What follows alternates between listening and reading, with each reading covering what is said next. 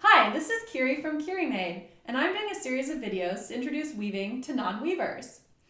So we've talked a little bit about what a woven fabric is and about a little bit about looms.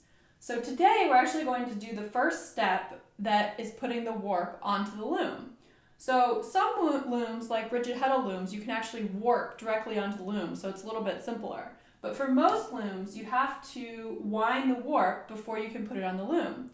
And what that means is we want to make all of our threads be the length that we need for our project. And we also want to have even tension throughout, because otherwise you won't have even tension in your weaving. And so I'm using a warping board to do it. You can also use a warping mill. And basically all I'm doing is I have four threads in my hand, and I'm just sort of evenly winding this around here. And then when we get to the end, this is a really important part for keeping the warp organized, is we do this special thing called the cross. And essentially we just make a cross here, and what that does is it actually keeps all of the threads in order, even as we're taking it off of the warping board and putting it onto the loom.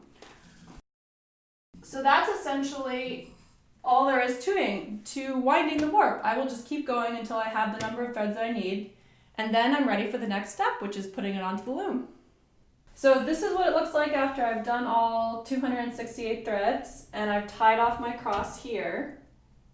And then in order to get it onto the loom, I have to chain it off.